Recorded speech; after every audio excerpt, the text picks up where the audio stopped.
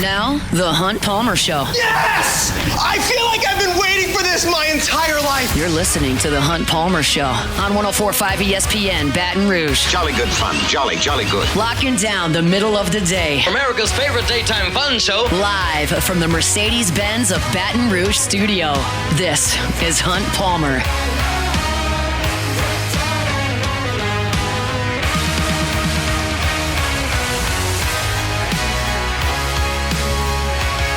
Welcome in. Hunt Palmer coming to you from the Mercedes-Benz at Baton Rouge studio downtown in the capital city on this Monday. Means we're brought to you by Gulf Coast Office Products. Jacob Beck and Cassie Spazzali back there on the ones and twos, fired up.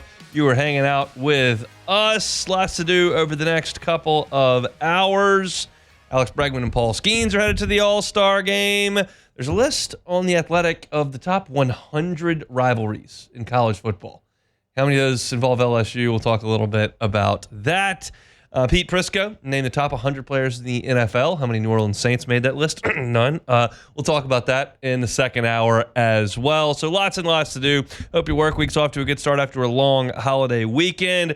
Ready to get things rolling the same way we do every single day with our Genesis opening drive. It's time for Hunt's opening drive, presented by Genesis of Baton Rouge. Well, it's a good 4th of July for the LSU football program. A little bit annoying to those of us who write stories every time LSU gets a commitment, and there's two of them that pop up right there in the mid-morning of July 4th, and we're trying to enjoy some time on the lake. But shout out Matt Moscona for getting those posted up at LouisianaSports.net. And all continues to roll forward for LSU on the recruiting trail. 2 commitments on the 4th of July. The first one I want to talk about is Bryson Cooley, who LSU picked up from West Jones High School in Laurel, Mississippi. And Bryson Cooley is a 4-star offensive tackle. He had offers and an interest from Alabama, from Ole Miss, from the Mississippi schools, Georgia in the mix as well. And he ended up picking LSU. And every time LSU picks up an offensive line recruit in the Brian Kelly era, the first thing I do beyond the star grades and whatnot is I go straight to the measurables. Because Brian Kelly answered a question his first day in front of the press down here in Baton Rouge. I said, look, you've got a ton of offensive linemen y'all have shipped off to the NFL. Like, what's the secret to that? And he's like, well, we have a profile recruit too. And when I heard him say that, I go, well, I got to go figure that out. And it was really easy. He picks up long, lean, athletic offensive linemen, adds weight as they go, and pushes them into the NFL.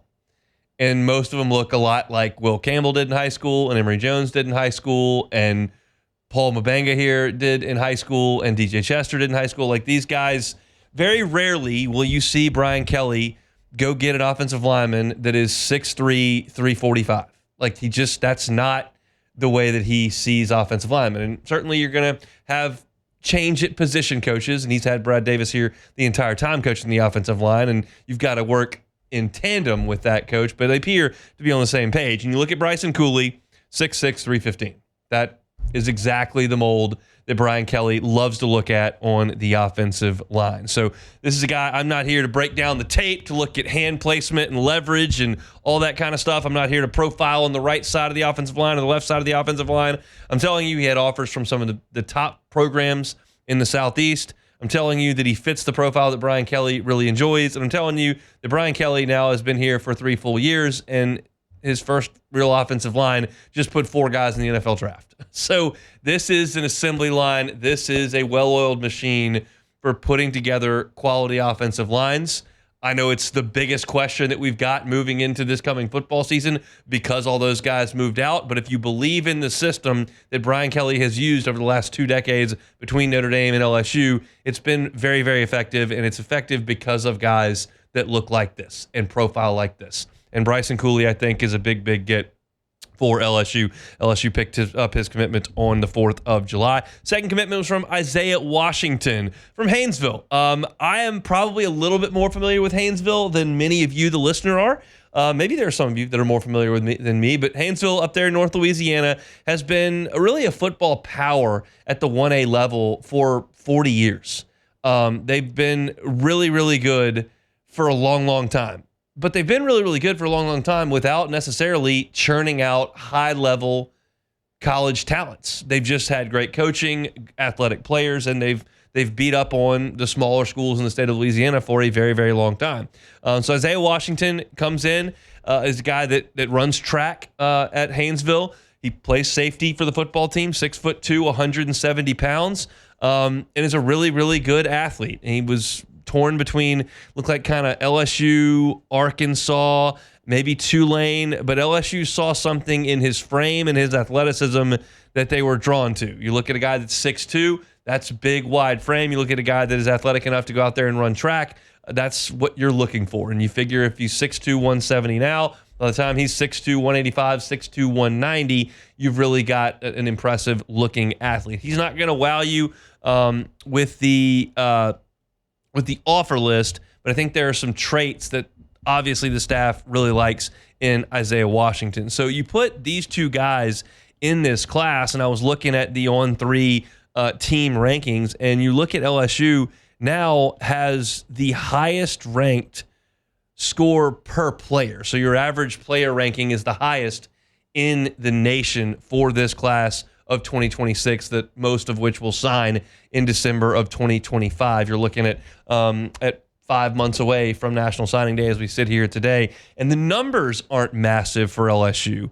I looked up a second ago, Arkansas has 25 commitments for this class. LSU is nowhere near that at just 14, but you're going for quality over quantity right now, and I think that's a reasonable thing to do. I wouldn't say you were wrong if you went and signed 30 high schoolers. Like, that's not the wrong way to go about it, but if you did go sign 30 high schoolers, you would have to be prepared for 15 or 18 of them to transfer out in the first 2 years, right? So instead of just what you used to do, you just want to get as many folks into the boat as you possibly can. Now it's about getting the right guys in the boat, because you know that you can fix any issues or you can plug any holes that you may have when the transfer portal comes open.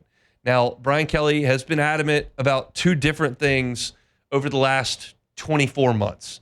One, he prefers to build through the high school ranks for the foundation of the program. Two, you've got to now go out there and get older.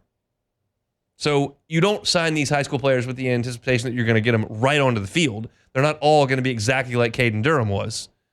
But you understand that for every Caden Durham and DJ Pickett, and I believe he's going to play early and often, you're also going to have some guys that may sit around and wait a couple of years before they truly get their chance. And you'll look at a lot of those guys on this coming offensive line who have been in the program for a year or two. And now that Will Campbell's gone and Garrett Dellinger is gone and Emory Jones is gone, now that Miles Frazier's gone and there's spots open, those guys have the chance to step in and play. That's the more traditional route to the field. They're not all Harold Perkins.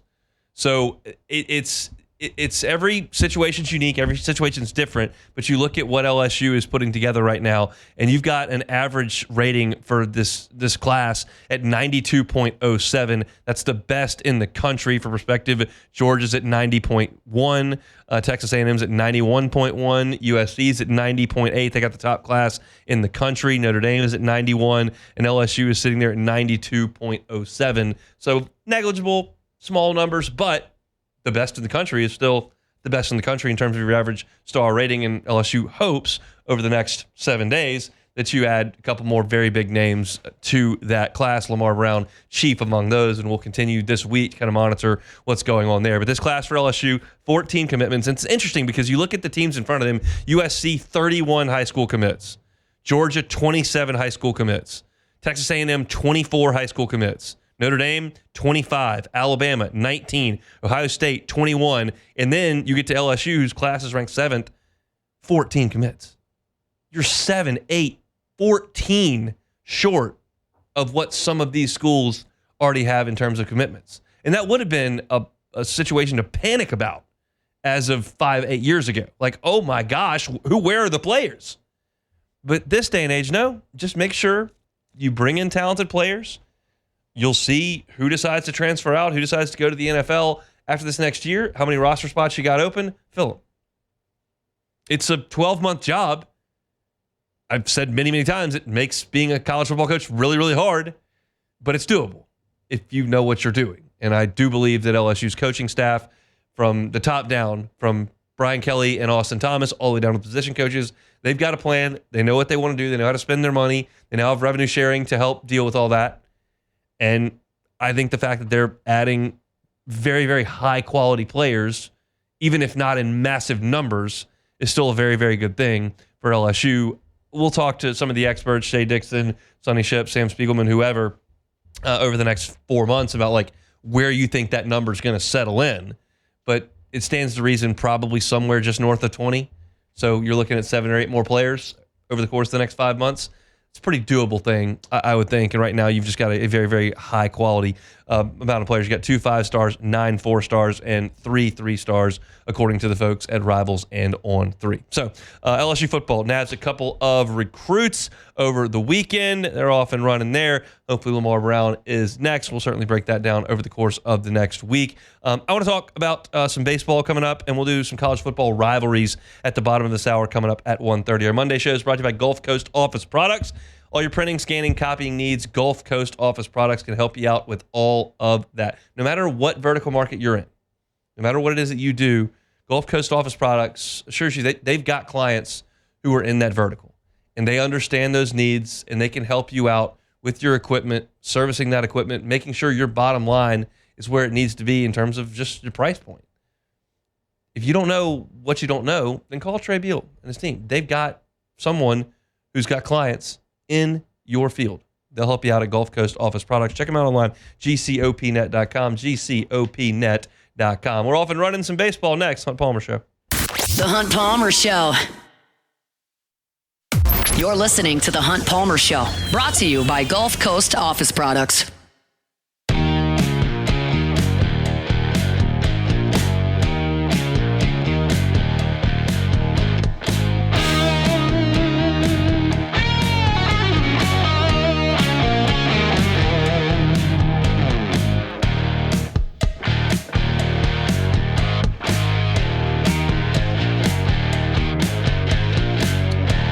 Two former LSU Tigers headed to Atlanta for the All-Star game this coming weekend, beginning of next week.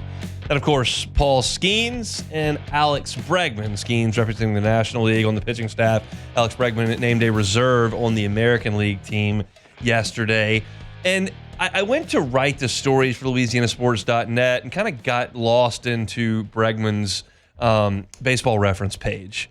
And it was suggested in an interview with, maybe it was Milam or Jay Johnson, and they were talking about it. Alex Bregman's a future Hall of Famer. And I dismissed that when I heard it. It's like, without looking at any stats, like, in my head, like, Alex Bregman's a good player, multi-time All-Star, Hall of Famer, that doesn't sound right. And that's the kind of the test I like to do with the Hall of Fame. Before I like dive into numbers, just pure data, like, look, now I'm old enough where I've watched all these guys. Like, when you say his name, do I think immediately Hall of Famer?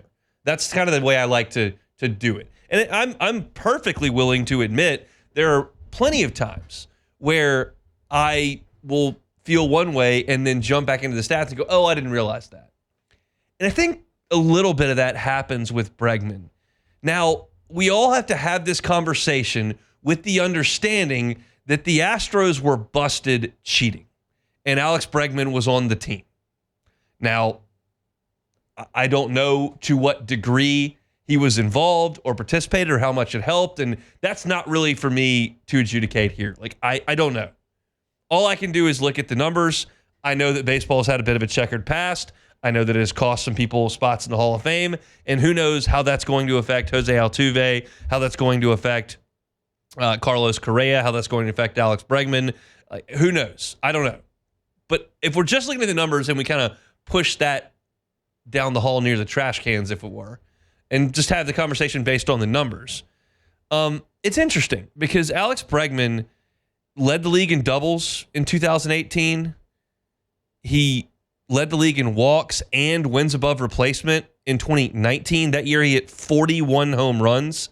He had back-to-back years of over 100 RBI, 103 in 18 and 112 in 19. That 2-year run between 18 and 19, Alex Bregman was a 16-win player, which I know that doesn't speak to a lot of you, but it's a massive number.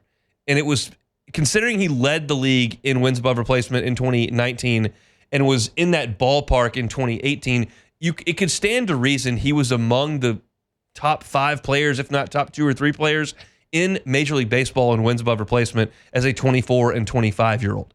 Now, the numbers have dipped a little bit since then, and you can use plenty of skepticism if you want to about that, because Bregman hit 31 home runs in 18 and 41 home runs in 19 and has not topped 26 since then. So that the numbers are what they are. But you look at Bregman this year in Boston, he's having a phenomenal year. He's hitting .299 at near the All-Star break. His highest batting average as a player, .296 back in 2019. That was 6 years ago. And he's still playing at an elite level. His OPS plus, which weighs you against the league average. The league average in an OPS plus is 100. And Alex Bregman right now at the All-Star break is 158. That's a huge, huge number. He has never posted an OPS plus worse than 113. He's right now a 42.5 win player. I was looking at like Tim Raines, who was kind of a controversial guy to go into the Hall of Fame. He was just about 70. Harold Baines was a really controversial pick for the Hall of Fame. That's a guy that people didn't necessarily think was a Hall of Famer when he went in. I didn't watch all of Harold Baines' career very, very closely, but if you look at his baseball reference and you look at his wins above replacement, he was 38.7. So Bregman right now is already beyond Harold Baines, and he's still got what we figure 5, 6, 7 years left to play. It's not out of the question. To me, it feels like he's going to be on the outside looking in. This is only his 3rd All-Star game. He was 2nd in the MVP voting in 2019. He does have a Gold Glove. I think he's a very good player. I think that more is going to have to come for him to be considered a Hall of Fame player. But you never know. Some guys really find a groove in their early 30s and play great, great baseball. And if he does that and continues to put up big numbers in Boston, and maybe he can get back into the playoffs, and he's been a brilliant postseason player. If he can get back into the postseason and do some things on that stage, maybe he gets there. But he's an all-star in his 2nd home here in Boston, and that's an awesome, awesome thing for him. As far as Skenes goes, this is a different discussion. We can't really talk about the Hall of Fame with Paul Skenes. He's been in the majors for 1 full year, so that discussion is a little bit ludicrous. But it is okay for us to talk about the absurdity of his statistics to this point. He leads Major League Baseball in wins above replacement at 4.8. He leads Major League Baseball in ERA at 1.94. He leads Major League Baseball in ERA plus, which is just like the. He's not actually first in ERA. It's Hunter Brown for the Astros. Well, it's bolded in Wikipedia. On Baseball Reference. How am I supposed to know? I don't know, but Hunter Brown's supposed to get that right. Hunter Brown's got a 1.82 ERA. Well, is he in the? He's in the American League. Astros? Yes. National League? Astros, very much American League. Oh, yeah, American League. Yeah. Yes. Okay, I in your childhood MLB. National League. Yeah, so maybe that's just the league leader. Let's see. Bold means you lead the league. Italics means you lead the major leagues. Okay. So Paul Skenes leads the National League. So it's the in ERA italics and and the WAR. bold. Yes, All right. so he leads the National League in WAR and ERA. He leads the National League in ERA plus at 220, and he's got the fewest home runs per 9 innings at just 0.4. He and Zach Wheeler are the best 2 guys going right now. All of that to say, as I rattle those off, leads the National League in WAR, leads the National League in ERA, leads the National League in ERA plus, leads the National League in fewest home runs allowed per 9 innings, and he's 4-7. Like, that is just an unbelievable indictment on the Pittsburgh Pirates organization offensively and in the bullpen. The question was posed by Jason Stark, who does an incredible job covering Major League Baseball for The Athletic. He said, are we okay with voting for a Cy Young Award winner who goes hypothetically 8-16? Like, Skenes could do that. He could go 8-15. He could go 8-12. Can we give him the Cy Young if he leads the National League in all these statistics? If he's the best pitcher, then he should win it. It just furthers the point that wins and losses for a pitcher are just a completely useless metric to look at. Because Paul Skenes is pitching better than everyone in the National League, save maybe Zach Wheeler.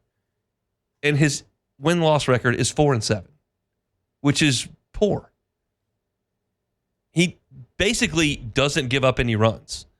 I want to look, if I can find his game logs, I want to look at some of these losses that he's picked up, because it's often that he's getting tagged with a loss in a, what would you term as a very, very strong outing. Like, he loses a game to Cleveland, 7 innings, 2 earned runs, 1 walk, and only 4 strikeouts in that game. So not a huge strikeout game. He lost in June to the Astros with going 8 innings with 1 earned run and 8 strikeouts. Yeah, he lost a game to Philadelphia, 8 innings, 3 hits, 1 run. He struck out 9 and didn't walk anybody. And he got the loss. And I've said this on the air like probably 5 or 6 times now since he got called up. Like, this fate was sealed the second they drafted him, because the organization does not spend money. They do not acquire proven free agents. When players reach their ceiling, like Garrett Cole, they get traded. Like, they just don't extend people. They don't pay $100 million for players. They just don't operate like a winning organization does. So consequently, you've got last year's all-star starter who won the Rookie of the Year, finished up in the running in Cy Young, who is one of the top 2 favorites to win the Cy Young this year, and Paul Skenes very much is, and he's got a losing record. So we'll see. Wheeler and Skenes both pitched yesterday, which stands to reason they'll pitch on similar days this week, and maybe will be available for the All-Star game. Maybe both of them end up pitching. It stands to reason they will probably pitch somewhere in the neighborhood of Friday or Saturday, which would have them theoretically available for a Tuesday night All-Star game to pitch an inning as the starter. So it seems like that the manager, like last year, there were some guys who had as good in numbers as Skenes did.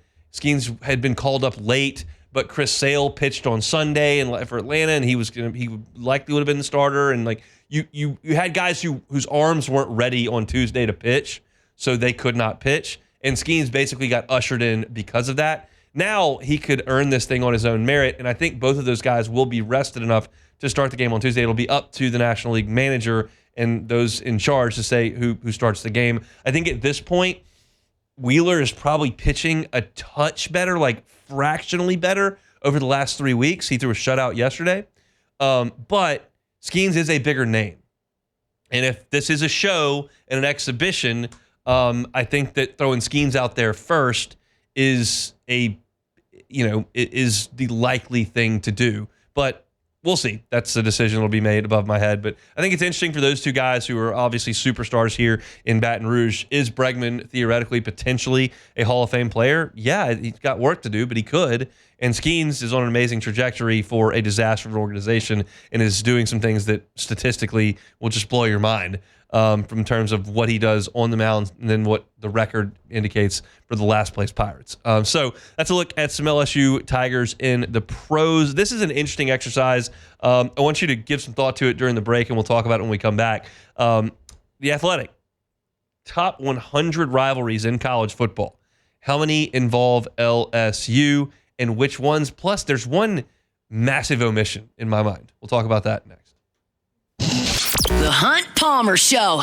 Genesis of Baton Rouge. GenesisofBatonRouge.com is that website. Every car that's on the lot is online at GenesisofBatonRouge.com. Summer in full swing. If you're thinking about maybe purchasing a new vehicle before the end of the summer to get you ready for the fall, for school and all that, Genesis would love to be on your list. You're probably going to be on Airline Highway anyway if you're purchasing a vehicle.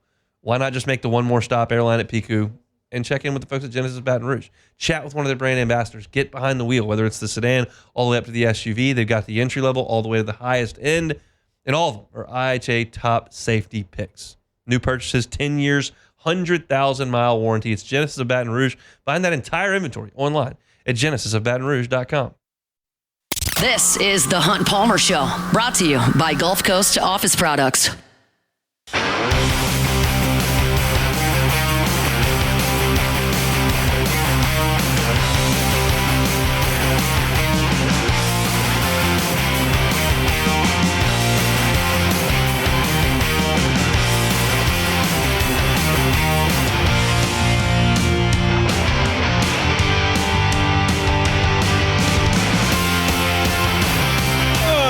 show is brought to you by Gulf Coast Office Products, GCOPnet.com, GCOPnet.com. All your printing, scanning, copying needs, Gulf Coast Office Products. Pete Prisco ranked the top 100 players in the National Football League. Check in on how many Saints made that list in 30 minutes. And Manny Navarro from The Athletic, is going to join us at 2:30 to talk about his profile on Brian Kelly's roster building for these 2025 Tigers. Scott Docterman for The Athletic ranked college football's 100 best rivalries. And you understand who's at the top of this list. It's the usual suspect. Number 1 on the list is Ohio State and Michigan. Number 2 is Alabama and Auburn. Number 3, Oklahoma, Texas. Then Army, Navy, USC, Notre Dame. Nebraska, Oklahoma at number 6. Miami, Florida State at number 7. Ohio State, Penn State at 8. Florida, Florida State at 9. And Minnesota, Wisconsin at number 10, which caught my eye a little bit. Having that over Alabama, Tennessee was a little head-scratching, but it is what it is. LSU did not appear until number 13 on this list with the Alabama Crimson Tide. That was the rivalry The Athletic thinks is the biggest among the LSU rivalries. But there are 6 LSU rivalries in the top 100. And I'm okay with all 6, but there is an egregious omission in the top 100. And I think that if I had a chance to plead my case to Scott Docterman, he might understand where I'm coming from here. But let me go through them briefly and tell you which rivalry has been omitted. LSU-Bama is at number 13. The second one, you have to get to number 43 in the country. That is LSU and Ole Miss. Certainly, the rivalry with Ole Miss goes back a long, long time. In the 50s, it was ferocious. And still to this day is a big-time rivalry. It was the best environment in Tiger Stadium this past year when LSU and Ole Miss got together, largely thanks to Mother Nature just dumping all over the LSU-Alabama game. But still a great rivalry in college football. Number 48 is Arkansas. I would not have LSU-Arkansas as the third best rivalry among the LSU rivalries. It is a rivalry. I think it's foolish when LSU fans completely dismiss it. There was a time there where LSU, late in Les's tenure, was struggling to beat Arkansas. So I feel like it is a rivalry. I don't need the big goofy trophy. You don't have to tell me that it's completely insignificant. And it's a game that we played at the end of the year every year for 2 decades. Like, it's a rivalry. And we don't need to play it in War Memorial Stadium either. No, that was awful. I went there probably 3 times. Not great. Was there for the what's the name of it? The Miracle on Markham. There it is. I was there for that. Not fun. And then there was a Ryan Mallett game I was there for that was not fun as well. But there was one that was fun. I think that we won. I can't remember. But yeah, terrible venue. Awful venue. Doesn't need to be played there. But that was LSU and Arkansas, number 48. Number 64, LSU and Florida. Obviously, a game that was kind of forced by the league office when they went to permanent opponents. They're like, all right, well, Georgia and Auburn, you got each other. And, okay, Alabama and Tennessee, you've got each other. Well, that kind of leaves LSU and Florida among the big boys. So y'all go play every year. And then Steve Spurrier went nuts. that was the genesis of it. But LSU's kind of owned that rivalry of late. Last year it didn't go well. But prior to that, LSU had just owned Florida for about 6 years. But a great rivalry, a lot of stories, a lot of tradition, a lot of pros. And the morning show guys will tell you it's their favorite game that they played in as an LSU tandem. Number 71, LSU and Texas A&M. Now, this is a rivalry that predates A&M joining the SEC. Of course, LSU and Texas A&M played annually early in seasons for a number of years. And when you then put the game at the end of the season, it took on some added significance. You had Les Miles being carried off the field, and you had the ridiculous 28 team that had 1 billion overtimes and the fight that ensued after that. And you look at geography, you look at brand recognition, you look at the time of year that game was played. Like, yeah, that's a rivalry. It's okay. I'm okay if you add that in. And then the last one on the list, number 100, is LSU and Mississippi State. That is LSU's longest standing rivalry. It's the team that LSU has played the most times in its football history. I wouldn't suggest it's the most storied rivalry ever. It's been very one-sided. LSU has handled business in a big way in that rivalry. In fact, let me look at the numbers on that. I know for sure because I did this at Plucker Sports Trivia like a year and a half ago. It's the team that LSU has beaten the most times. LSU is 78, 36, and 3 in the 117 meetings. So Tigers have handled Mississippi State pretty good. But if you'll notice, as I rolled through those games, LSU Auburn not on there. And I just can't live in that world. There is no world to me where LSU Arkansas or LSU Mississippi State, really LSU A&M, is a better rivalry than LSU and Auburn.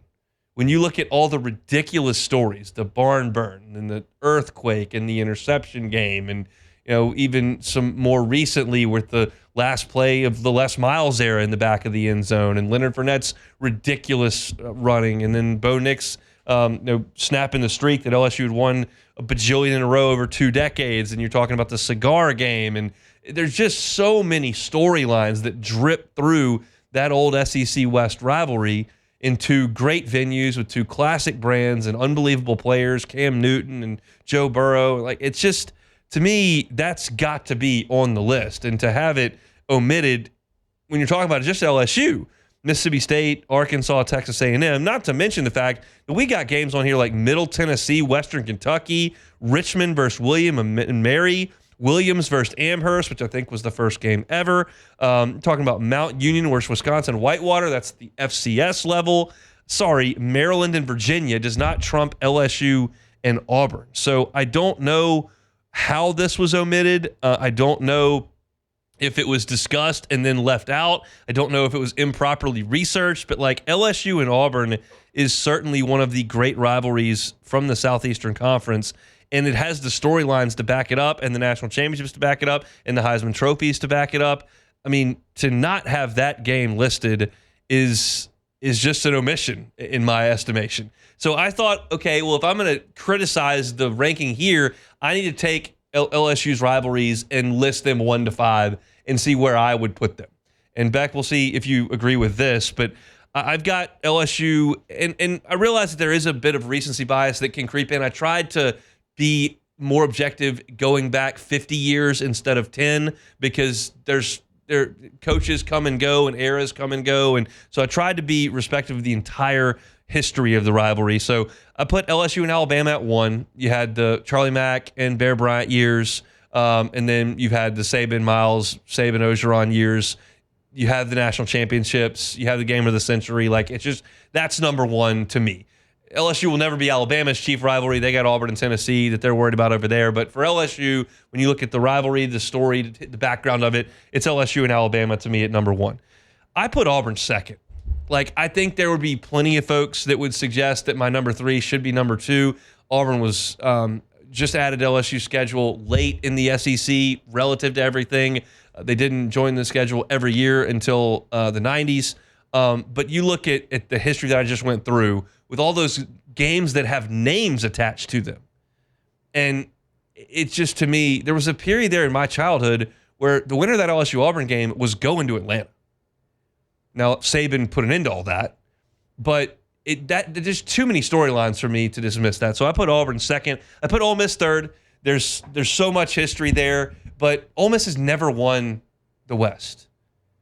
They've never been in a playoff. LSU and Ole Miss really only played for massive stakes in my lifetime the one time when Eli fell down. I'm very, very respectful of the 50s and think that means a ton. But I bump Ole Miss down 1 peg beyond Auburn to number 3. And then I got Florida at number 4. Florida actually was on LSU's schedule a lot early on, but Florida was a mess until Spurrier came and cleaned it up. And then Spurrier just dusted LSU for a decade before LSU got its feet under it with Saban and then started to punch back. And you look now from 2000 to now, that's a slobber knocker, and it's an incredible rivalry. It's the deal with not a lot of LSU fans know a lot of Florida fans. The states are pretty separate. I feel like most people in their circles have some Ole Miss folks or some Mississippi State folks.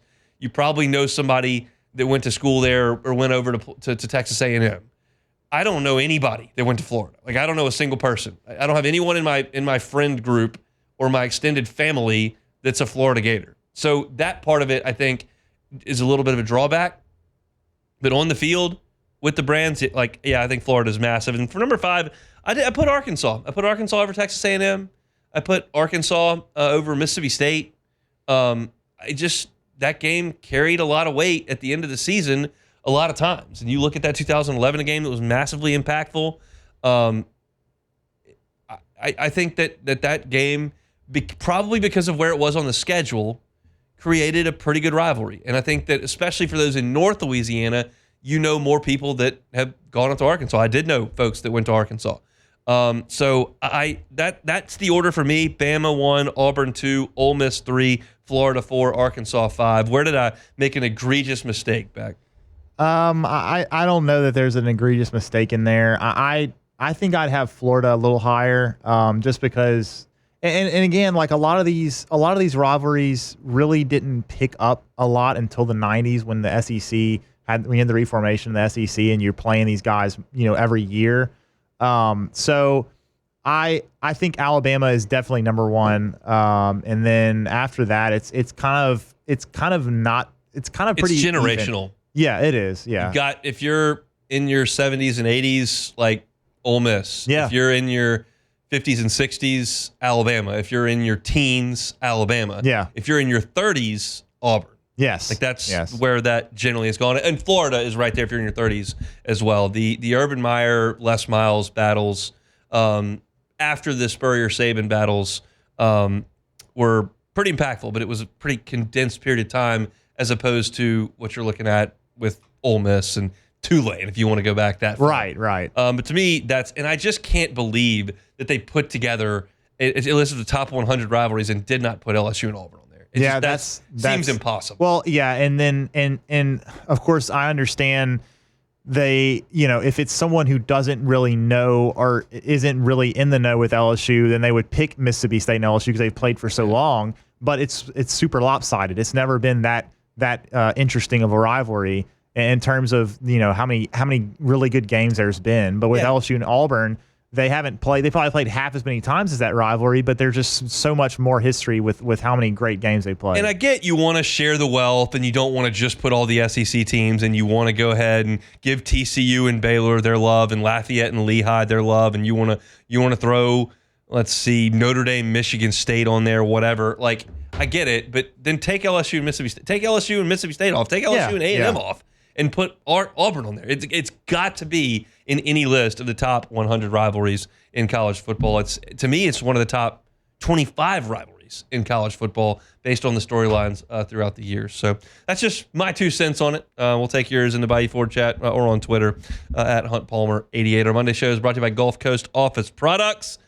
Just going to put the disclaimer out there. I'm probably going to get a little cranky in the next segment. We'll do that next. The Hunt Palmer Show. Highland Insurance Group, HighlandIG.com is that website. Jonathan Carver and his team, phenomenal folks to work with on the insurance front. They are experts in the technical aspects of insurance. Sometimes you just point to the premium, and that's all you care about when you're buying your insurance. And I understand that. I buy insurance too. I pay attention to the premium. But you need to be able to trust your broker to make sure that your policy is going to respond properly. And they can promise you at the Highland Insurance Group that's their focus. You should trust your insurance broker like you trust your CPA, like you trust your attorney. It's part of your team as you're operating a business. And so when that event happens, whether it's a storm or a car accident or a lawsuit or a cyber breach, whatever the case may be, you want to make sure that that insurance policy that you paid good money for responds properly. The Highland Insurance Group, Jonathan Carver and his team, will make sure that's the case. Check them out online at HighlandIG.com. They're right here in Baton Rouge, can help you out statewide in the state of Louisiana. It's the Highland Insurance Group, HighlandIG.com. You're listening to The Hunt Palmer Show, brought to you by Gulf Coast Office Products.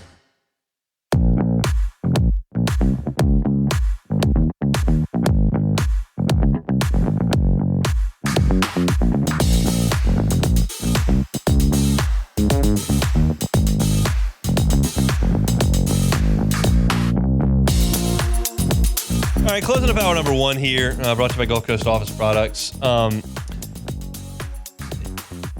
The leak has been made public that Live Golf is going to do an event in New Orleans June 26th through the 28th next summer. Jeff Duncan's got a column up at NOLA.com, The Advocate, that hits all the high notes, and he nails it. And I'll kind of echo what Jeff said in his piece, and I'll just use my perspective on it. Y'all know I hate Live. I hate Live not because the players are greedy and took the money. I hate Live because it split one of my favorite sports in half. And if you split the NFL in half, that would suck. And if you split the NBA in half, that would suck. And if you split college football in half, that would suck. And the fact that they split golf in half sucks to me. I hate it. I don't watch it. I don't pay attention to it. I hope it folds in the next 5 minutes. I hate it. I want everyone back in the same place playing together on the PGA Tour. And that's my perspective on it, and that clearly warps and frames my viewing of New Orleans hosting a live event. I don't get it. I don't know why this is a fit for either place. One, they're playing at Bayou Oaks City Park, which is a fine place for me to go pay $50 and go pay a Saturday round of golf. It's a joke of a championship test of golf. It's a municipal course in New Orleans for hackers like me and Beck. Is not for Bryson DeChambeau. The trees aren't mature. That you can hit it anywhere you want. It's a joke for a professional golf course tournament to be played there. It's a joke. And I don't understand it financially. As Jeff Duncan writes, the city is going to spend $2 million to improve the driving range facility, which is completely unfit for championship golf. And that's a good thing for the city to spend that $2 million on the driving range improvements, but then they have to pay $5 million to Live for a hosting fee. And as Duncan writes, like they are hoping to get a $60 million economic boom from this. Huh? The Zurich 2 years ago when Rory McIlroy won generated $60 million. Nobody watches this.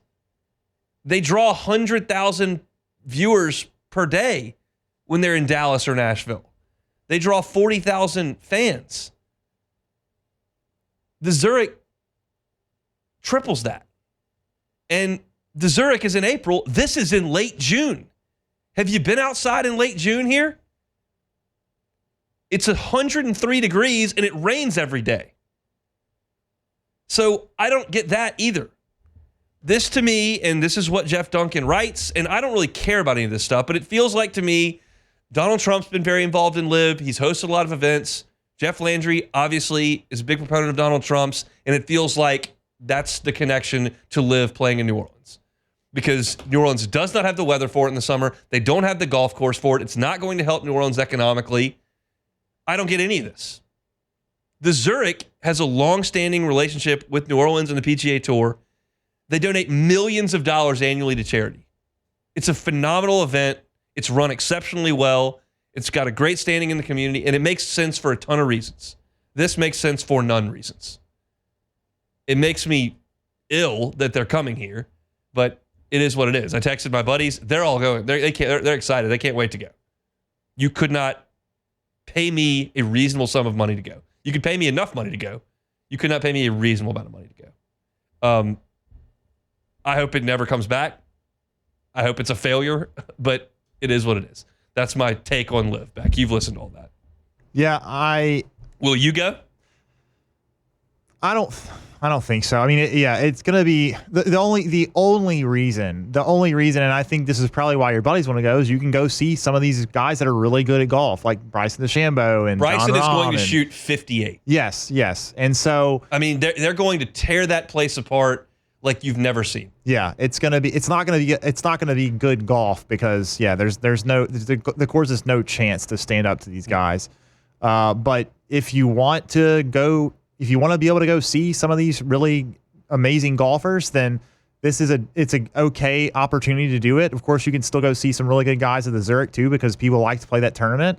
But this, I don't. It's not making a lot of sense to me why this is happening unless you just connect the dots between Jeff Landry, Donald Trump, Live. Yeah, I don't. That is about it. I don't. And again, I don't care about any of that stuff. No, I don't either, and I don't think that it's going to make that much money. I mean, you're putting so much money You're going to put so much money into this, and there's just no way that I can see $60 million. That's just crazy. That's ludicrous to say that you're going to make that much money from that tournament. Yeah, economic impact. It's just not. I just don't see that at all. The Zurich with Rory winning 2 years ago did just south of that. So whatever. My takes on Liv are well documented, and so we'll leave that right there.